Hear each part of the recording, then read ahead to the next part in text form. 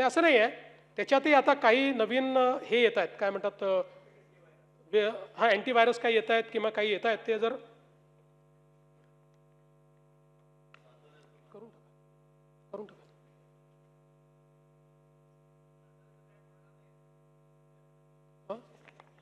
साताऱ्यात सगळं आलबेल आहे, तुमच्या मनाप्रमाणे काही घडणार नाही आहे. तुमच्या मनाप्रमाणे काही घडणार नाही आहे. आम्ही भाऊ भाऊ एकत्रित आहोत.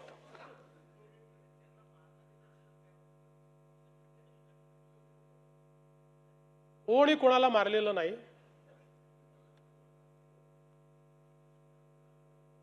अध्यक्ष महोदय, एक अत्यंत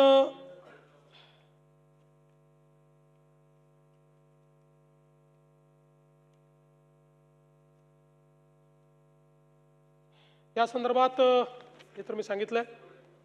अध्यक्ष महोदय, आता आपण पोलीस दलामध्ये मोठ्या प्रमाणात आर्टिफिशियल इंटेलिजन्सचा उपयोग सुरू केलाय आणि आपल्याला माहिती आहे की याचा मोठ्या प्रमाणात आता उपयोग होतोय. आपण आता तपास सारथी नावाचं एक टूल तयार केलाय आणि हा तपास सारथी जो टूल आहे हा CCTNS सोबत पूर्णपणे आपण इंटिग्रेट केलाय. याच्यामध्ये एंड टू एंड म्हणजे गुन्हा घडल्यापासून चार्जशीट पर्यंत सगळ्या गोष्टी डिजिटाइज पद्धतीनं AIचा उपयोग करून करेक्ट फॉर्मॅटमध्ये आपल्याला तयार करता येतात.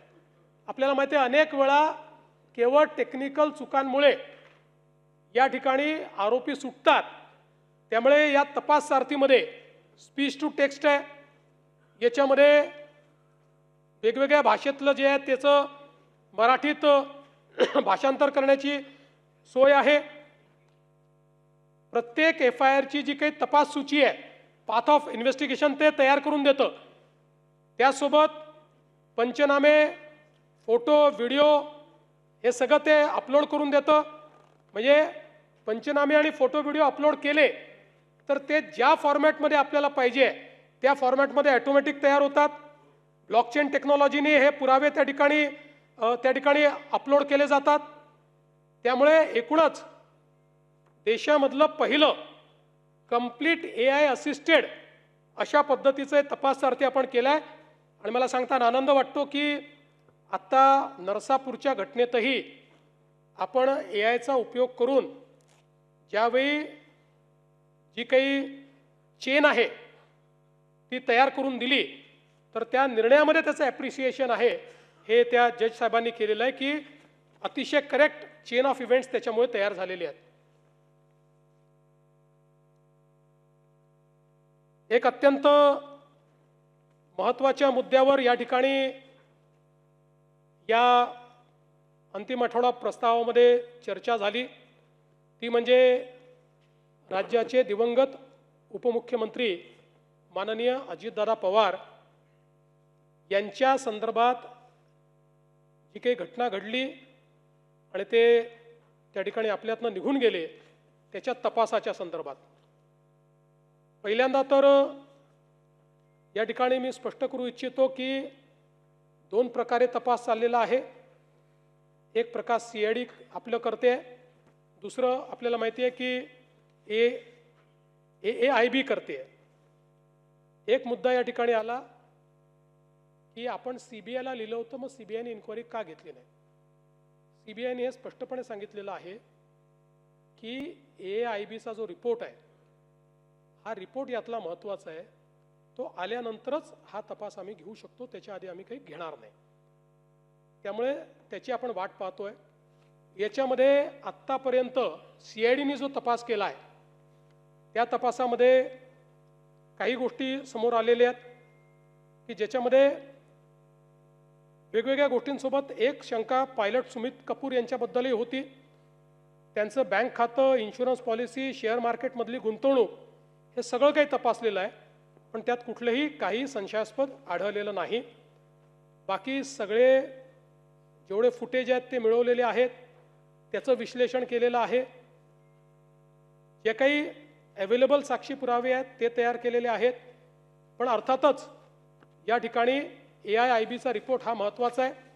त्याही संदर्भातली माहिती मी घेतली. आणि त्या माहितीमध्ये हे सांगण्यात आलेलं आहे की जेवढे काही त्या ठिकाणी इक्विपमेंट्स होते जे डाउनलोड करायचे होते ते 100% डाउनलोड झालेले आहेत। हे आता त्याच्यामध्ये कुठलीही अडचण नाही। जे रिकन्स्ट्रक्ट करून डाउनलोड करायचं होतं ते पण झालेलं आहे। त्यामुळे ब्लॅक बॉक्स असेल किंवा दुसरा जो काय बॉक्स आहे ते सगळं झालेलं आहे। आणि एक प्रिलिमिनरी रिपोर्ट आपल्या समोर त्यांनी आणलेला आहे। मी आज केंद्र सरकारशी देखील चर्चा केली आणि केंद्र सरकारला आणि मंत्रालयाला आणि माननीय मंत्री महोदयांना मी विचारलं की साधारण हा सगळा रिपोर्ट किती दिवसात अपेक्षित आहे। त्यांनी मला हे सांगितलं की साधारणपणे जानेवारीपूर्वी हा रिपोर्ट येईल, अंतिम रिपोर्ट जो आहे। आणि हाच रिपोर्ट सगळ्यात महत्त्वाचा आहे। हा रिपोर्ट आल्यानंतरच, आणि जसं काल रोहित पवार म्हणाले 3-3, 4-4 वर्ष लागतात, हे खरं आहे, पण या केसमध्ये स्पेशली आपल्या केंद्र सरकारने विनंती केली आहे, कारण परदेशातले सगळे तज्ज्ञ याच्यात घेतलेले आहेत, अमेरिकेतली एजन्सी आपण याच्यामध्ये घेतलेली आहे, आणि म्हणून त्यांना विनंती केली आहे आणि त्या सगळ्यांनी ते मान्य केलं आहे। आणि म्हणून आपण म्हणजे दुर्दैवाने असं म्हणू नये, पण दादांची जी काही पुण्यतिथी येईल त्याच्या अगोदर हा रिपोर्ट यावा अशा प्रकारचा प्रयत्न, आणि तो रिपोर्ट येईल। आणि हा रिपोर्ट आल्यानंतर मग CBI असेल किंवा CID पण असेल, आता CID पण त्याच्यावरच अडकलेलं आहे, कारण वर काय घडलं हे या रिपोर्टशिवाय समजू शकत नाही, ते धागेदोरे याच्यातच मिळणार आहेत। आणि म्हणून मला असं वाटतं की कोणी हा विचार करण्याची आवश्यकता नाही। आमचं सातत्याने याच्यावर लक्ष आहे, केंद्र सरकारचंही लक्ष आहे, केंद्र सरकार योग्य पद्धतीने त्या गोष्टी करते। एक त्यांनी मुद्दा मांडला की आम्ही कर्नाटकात FIR केला, तो तुम्ही CIDला पाठवून दिला। पुन्हा एकदा समजावून सांगतो की ते तर जाऊ द्या, म्हणजे ते इंटरस्टेट FIRचं तर मी मागच्या वेळेसच सांगितलं। FIR नंतरची प्रोसेस काय आहे? FIR नंतरची प्रोसेस आहे चार्जशीट करणे, त्याकरता चार्ज तयार करावा लागतो। FIR मध्ये तुम्हाला कोण दोषी आहे हे FIR नंतर फायनल करावं लागतं, की बाबा देवेंद्र फडणवीस आहे, जयंत पाटील आहे, रोहित पवार आहे, कोणीतरी जो कोणी असेल त्याला दोषी, आणि त्याच्यावर चार्ज फ्रेम करावा लागतो, तर त्या FIRला अर्थ आहे। तो चार्ज फ्रेम करण्याकरता पहिल्यांदा तुम्हाला इनिशियली कोण दोषी आहे हे ठरवावं लागेल। ते जोपर्यंत AIIBचा रिपोर्ट येत नाही तोपर्यंत तुम्ही ठरवू शकत नाही। आणि म्हणून हा जो काही या ठिकाणी म्हणजे तुम्हाला वाटतं तुम्ही पायलटवर करा म्हटलं, तो रोहित काय नाव त्याचं, तो कंपनीचा मालक त्याच्यावर करा म्हटलं, तुम्हाला त्याच्याकरता ही प्रिलिमिनरी इन्क्वायरी लागेल ना। आणि प्रिलिमिनरी जो काही आता जो पहिला रिपोर्ट आला त्याच्या आधारावर करता येतं का? नाही करता येत। त्यामुळे फायनल रिपोर्ट तुम्हाला यावा लागेल। भावना महत्त्वाचीच आहे, पण शेवटी कायदा भावनेने चालत नाही। उद्याला कोर्टात गेला, कोर्टातनं 1 मिनिटात कोर्ट सांगेल की असं कसं तुम्ही केलं, आणि मग चपराक बसेल आपल्याला। म्हणून मी पुन्हा सांगतो, या प्रकरणाचं सत्य बाहेर आल्याशिवाय आम्ही चूप बसणार नाही। काही झालं तरी ते सत्य बाहेर आणू, त्याकरता त्याचा जो काही योग्य पाठपुरावा आहे तो पाठपुरावा देखील करू।